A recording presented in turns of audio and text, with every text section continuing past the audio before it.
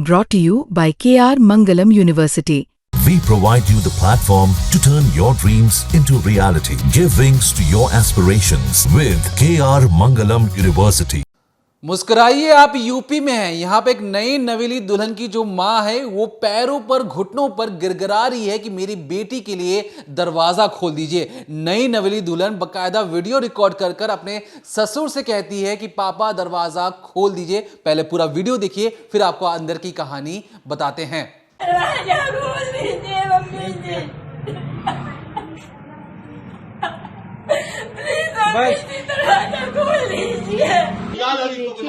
ससुर मेरे हैं घर पे, दरवाजा नहीं खोल रहे हैं। हमने बहुत प्रयास किया, कह रहे हम दरवाजा नहीं खोलेंगे, तुम इस घर की बहू नहीं हो। तो देखा आपने किस कदर हैवानियत सवार हो चुकी है इन ससुराल वालों पर। ये जो आपने पूरा वीडियो देखा, ये सर्द रात फरवरी के महीने का है, जहां पर दुल्हन को जबरन बाहर भेज दिया जाता है और कहा जाता है कि तुम घर के अंदर तब तक नहीं आओगी जब तक 15 लाख रुपए की गाड़ी और 6 लाख रुपए तुम हमें दहेज के रूप में नहीं दे देती हो। ये जो लड़की है बहुत पढ़ी लिखी है, जो दूल्हा है, जो लड़का है, वो भी एक सरकारी नौकरी करता है, लेकिन लालच के चक्कर में इतने अंधे हो गए कि इन्हें लगा कि जो नई नवेली दुल्हन आई है उसे टॉर्चर करते हैं, उसे टॉन्ट मारते हैं, उसे मेंटली हैरास करते हैं, तब जाकर कहीं ना कहीं बंदोबस्त कर देगी मोटे पैसे का, 4 पहिया गाड़ी का। क्योंकि जो उनका नालायक बेटा है जो कि सरकारी टीचर है, वो दोस्तों के साथ शेयरिंग कैब में जाता है और शेयरिंग कैब से जो बेटी की इज्जत है वो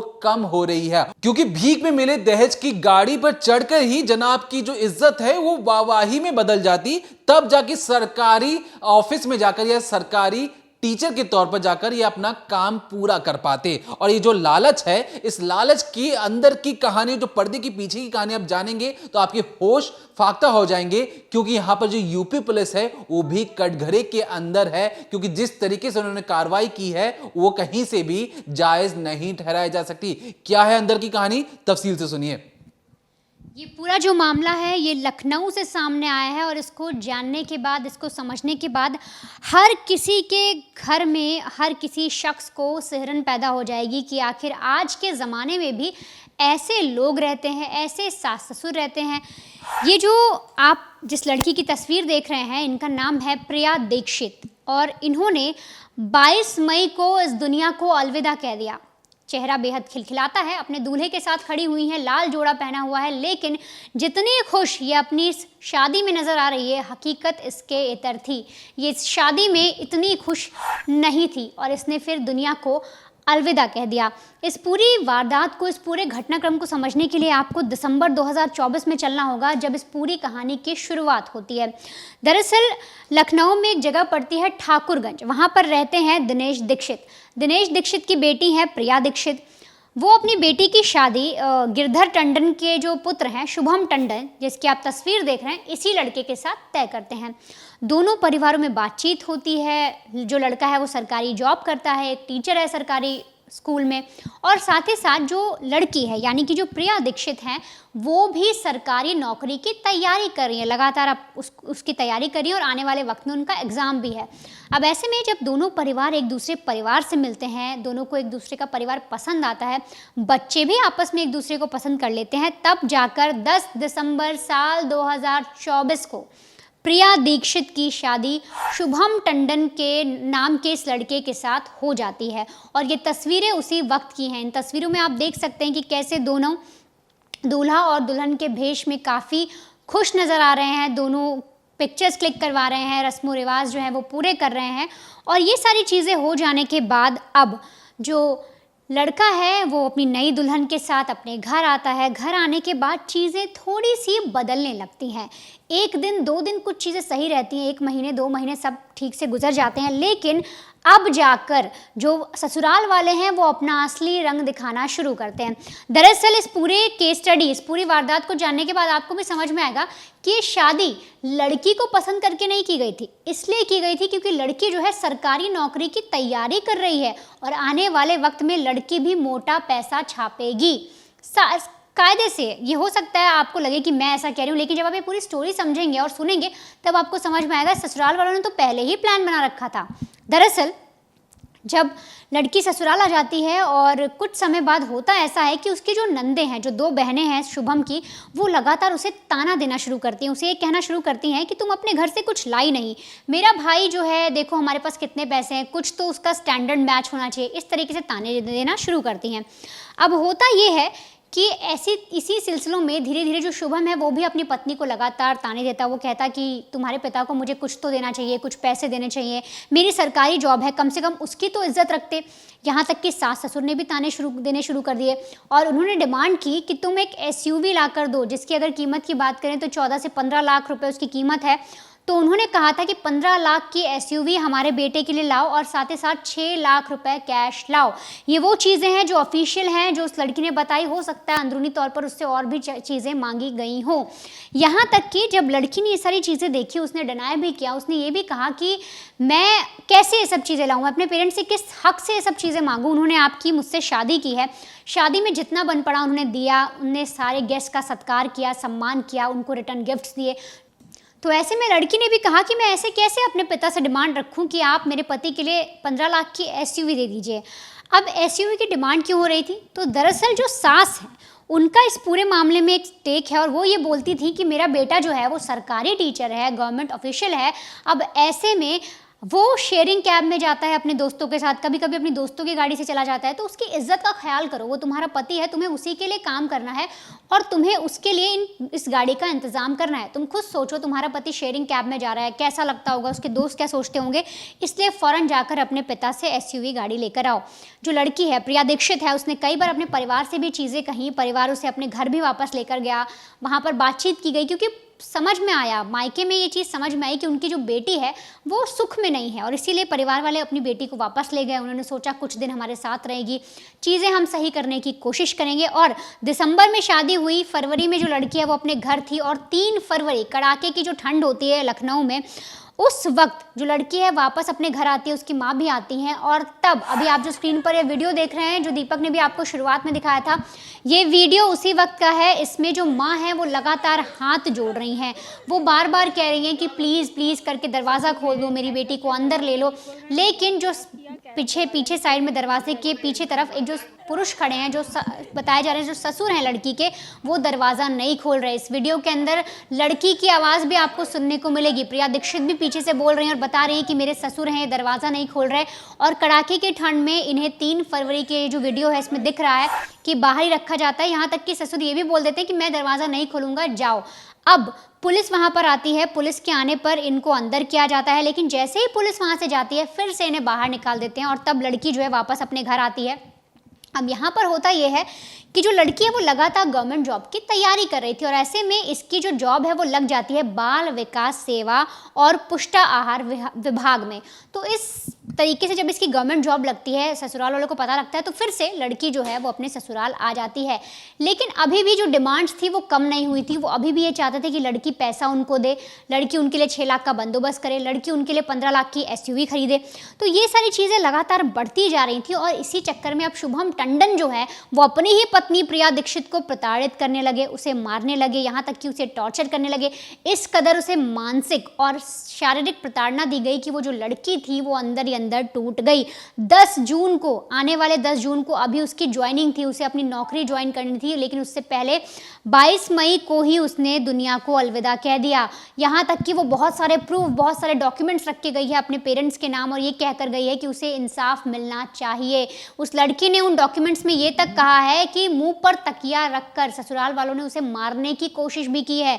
जब पैसे नहीं मिले तो ससुरालियों ने ये सोचा कि अब इस लड़की का कोई काम नहीं है, ये नौकरी से भी हमें पैसे देगी नहीं, तो क्यों ना इसे रास्ते से हटा दिया जाए। तो बाकायदा ये प्लानिंग भी की गई इन ससुराल वालों के द्वारा और लड़की इस कदर प्रताड़ित हुई, इस कदर वो टॉर्चर हुई कि उसने सोचा कि क्यों ना मैं ही ये ज़िंदगी छोड़ दूं ताकि मेरे परिवार वाले तो इसमें ना फंसे, मेरे परिवार वाले तो आगे सुख से रह सकें।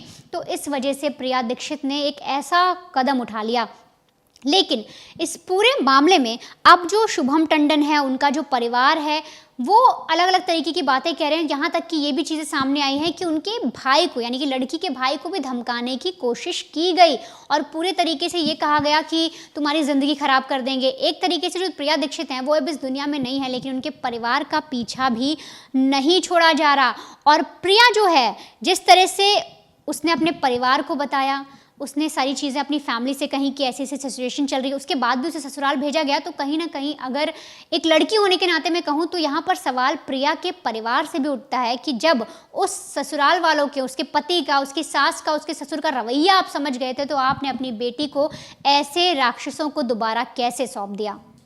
देखिए, ये जो आपको कहानी अब तक समझ में आ चुकी है कि जो मेंटली टॉर्चर किया जा रहा है इस लड़की के साथ, लेकिन जो बीवी है, जब हम इसके बारे में पड़ताल कर रहे तो हमें ये समझ में आया कि जो शुभम है वो किस तरीके का इंसान है। समझिए, वो अपनी बीवी को मारता पीटता और कहता कि तुम्हें हंसना है और हंसते हुए फोटो खिंचवानी है, और बाकायदा मारने पीटने के बाद अपनी बीवी की हंसती हुई वो तस्वीर लेता और कहता कि जो तस्वीर में तुम्हारा जो चेहरा है, यही चेहरा तुम्हें बनाकर हर किसी को दिखाना है। अब सोचिए, मेंटली टॉर्चर करने की जो आदत है, इन्हें मजा आने लगा, क्योंकि दूसरे घर की बेटी थी। अपने घर की बेटी में अगर शायद इनकी घर की बेटी के साथ कोई ऐसा करता तो उन पर क्या बीतती, लेकिन इन्होंने समझा कि दूसरे घर की बेटी है, दूसरे की जायदाद है, इसे हम रौंद देते हैं, और जान से उसके हाथ धोने में इनकी पीछे जो कहानी जो निकल के सामने आई है। सास बाकायदा अपनी छोटी बेटी को वीडियो कॉल कर कर सामने बेटी जो बहू है उसे ताना मारा करती कि देखो ये जो नई नवेली बहू आई है, ये उससे मुंह उठाकर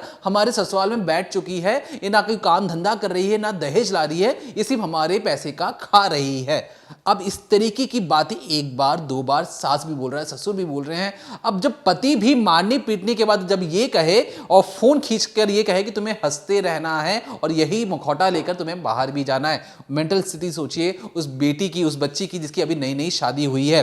अब जब कहानी जब आगे बढ़ती है, जब इस दुनिया को छोड़कर जो बीवी चली जाती है, जब जांच पड़ताल तेज होती है, तो होता क्या कि 17 मई की रोज पर जब पुलिस थाने में इन पति को बुलाया जाता है, परिवार भी आता है, तो दोनों जो बहनें हैं, सोचिए इतनी दबंग हैं, वो क्या कह रही हैं कि अगर हमारे साथ कुछ होता है तो याद रखना तुम्हारे दोनों भाई और जो तुम्हारे जो पापा हैं, हम उसे इस तरीके से जाल में फंसाएंगे वो कभी जेल से बाहर नहीं आ पाएंगे। हमारे घर का कोई भी शख्स अगर जेल के अंदर गया तो तुम्हारा परिवार तो खत्म, उसमें ना कोर्ट कुछ कर पाएगी ना पुलिस कुछ कर पाएगी। ये थाने के अंदर आकर धमकी दी जा रही है। अब इस तरीके की जब चीजें पता लगती हैं तो जो बीवी थी वो उदास रहने लगी। उसे लगा कि ये जो मैं क्या सुन रही हूं, मेरे साथ साथ अब मेरे परिवार को भी टॉर्चर झेलना पड़ेगा। अब क्योंकि जो इंडियन फैमिलीज होती हैं उन्हें लगता है कि जो घर के जो कलेश हैं वो एक ना एक दिन तो सही हो ही जाने हैं, और एक ना एक दिन तो सही हो जाने का इनका जो रवैया था उसी वजह से आज इन्होंने इस दुनिया को छोड़ दिया है। अब जब पिता से, जब लड़की के पिता से पूछा गया कि आपका इस पर क्या कहना है, तो पता लगा कि लड़की के पिता का कहना है कि देखिए ये जो मामला पहले ही सुलझ जाता अगर पुलिस पहले ही संज्ञान लेकर, जो उन्होंने पहले भी कई बार कंप्लेन किया तो पुलिस ने कोई ठीक से संज्ञान लिया नहीं, हमेशा लड़कों वालों का ही पक्ष लिया। तो हमारा उनके परिवार से भी कहना है कि जब बेटी के साथ इतनी यातनाएं दी जा रही हैं, जब बेटी को घर से बाहर निकाल दिया जा रहा है, सर्द रातों में कहा जाता है कि बहू घर की इज्जत होती है, उस इज्जत को आप घर के बाहर खड़े होकर जब वीडियो बनाने तक की जब नौबत आ जाए, तब ऐसे परिवार में क्या अपनी बेटी को वहां पर आपको छोड़ना चाहिए था? नहीं छोड़ना चाहिए था। आपको पता था वो लालची हैं, वो गाड़ी मांग रहे हैं, 6-6 लाख रुपए मांग रहे हैं। अगर आपकी जो लड़कों की अगर औकात नहीं है अपनी नौकरी से खुद का सामान खरीदने की, तो भीख ना मांगा करें। अगर आप जो मर्द होते हैं उन्हें अगर पैसे कमा रहे हैं, आप सरकारी नौकरी करते हैं, आपके लिए आपके पूरे परिवार को लेकर आपको चलना था, आपको लगा कि मैंने शादी कर ली है तो शादी के साथ तो फ्री गिफ्ट तो मिलते ही हैं।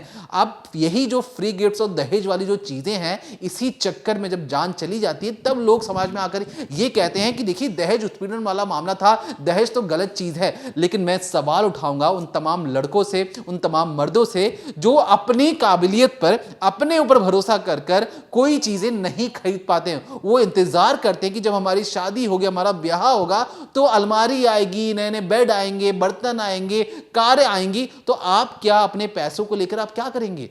आप इतने नहीं कमा पा रहे हैं कि अपनी खुशी के लिए, अपने परिवार की खुशी के लिए, या खुद के ऑफिस आने जाने के लिए अगर आप गाड़ी और बाइक या कार नहीं ले पा रहे हैं तो आपका कमाना सही नहीं है। आप कब तक किसके इंतजार में बैठे थे कि जब अब दूसरी घर की जो लड़की आएगी वही गिफ्ट लेके आएगी? और कुछ इसी तरीके का जो रवैया था, एक माँ का कहना, लड़के की माँ का कहना कि देखो जो मेरा बेटा है वो दूसरे लड़कों के साथ वहां पर ऑफिस जाता है, ये चीजें अच्छी नहीं लगती, इज्जत डाउन होती हैं। अगर इज्जत ऊपर ही करनी थी तो जनाब आप स्कूल के प्रिंसिपल बन जाते, एक अच्छी नौकरी कर लेते और ऐसी तनख्वाह पाते कि खुद आप मर्सिडीज जैसी कारों में घूमते। लेकिन नहीं, आपको लगा कि मैं सरकारी नौकरी करता हूं, बहुत बड़ी उपलब्धि मैंने पाली है, मेरे आगे तो सब कीड़े मकोड़े हैं। तो कीड़े मकोड़े जैसा अगर रवैया एटीट्यूड रखना है तो उस एटीट्यूड के लिए पैसा कमाना पड़ता है। शेयर मार्केट में लगाइए, हर जगह पैसे लगाइए। आप एक भीख मांगकर, दहेज एक भीख की तरह है, उस भीख के नाम पर आप अपनी जिंदगी को आगे बढ़ाना चाहते हैं, अपनी इज्जत बढ़ाना चाहते हैं। अपने दोस्तों से क्या कहेंगे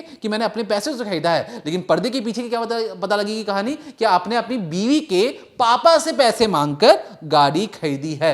तो कहीं ना कहीं ये समाज को भी समझना पड़ेगा और लड़की वालों को भी समझना पड़ेगा कि ऐसे घर में जहां पर लगातार उनकी बेटियों को यातनाएं दी जा रही हो, क्योंकि ये जो देश है, इस देश में देवियों की पूजा होती है। अगर देवियों की पूजा होती है उस देश में, अगर इस तरीके की कहानी सामने आएगी कि मारने के बाद यह कहा जाए कि आप तुम हंसते हुए चेहरा दिखाओ, तो उस देश में देवी की पूजा के सामने ये सारी चीजें ओछी हरकतें हैं। आप अपने घर में जो बहू आती है उसे कहा जाता है कि लक्ष्मी आई है, उस लक्ष्मी के साथ अगर आप ऐसा ट्रीटमेंट करोगे तो आपको पता आगे क्या होगा। अभी जो पूरा परिवार है, जितनी यातनाएं महज शादी के 3-4 महीनों के अंदर इस बेटी ने जितनी यातनाएं झेली हैं, सोची कोई और झेल नहीं सकता है। अब ये पूरा परिवार कहां है? पूरा का पूरा परिवार सलाखों के पीछे है। अगर यही चीजें पहले समझ जाते, उन्हें लगता है कि हमारी जायदाद हो चुकी है, बहू नहीं आई है, ये किसी घर की बेटी नहीं है, इसे तो हमने खरीदा है। और खरीदा किस बल पर है? क्योंकि बेटे की सरकारी नौकरी है। और ये जो सरकारी नौकरी के नाम पर जो सपने दिखाए जाते हैं कि बेटी खुश रहेगी, वो बेटी की जो खुशी का जो गला घोटने का काम इन ससुराल वालों ने किया है, वो किसी से अब छिपाए नहीं छिप रही है। तो ऐसे में समाज भी सबक ले और ये याद रखे कि हमारे देश में देवियों को पूजा जाता है, इस तरीके से यातनाएं नहीं दी जाती हैं। अगर यातनाएं दी जा रही हैं तो नर्क से भी बदतर जगह है। उसे फौरन ही लड़कियों को और खुद लड़की के घर वालों को भी अपने बच्चों को मोटिवेट करना चाहिए कि वापस आ जाओ, नहीं रहना ऐसी जगह पर, ऐसी जगह पर रहकर जहां पे तुम्हें जिल्लत वाली जिंदगी जीना पड़े, उससे अच्छा खुद कमाओ। इसकी जो लड़की है जिसकी शादी हुई है, इसकी खुद की नौकरी लगने वाली थी। अगर ये खुद की नौकरी से कहीं अपनी जगह पर खुद घर ले लेती तो अच्छी खासी जिंदगी जी रही होती। लेकिन समाज के दबाव में शादी की बंधन को निभाने का जो इन पर दबाव था, उसी को निभाने के चक्कर में इस बेटी ने इस दुनिया से ही रुखसत हो चुकी है। तो फिलहाल के लिए इस पूरे मामले में इतना ही। तो देखते रहिए decoding crime only on crime तक।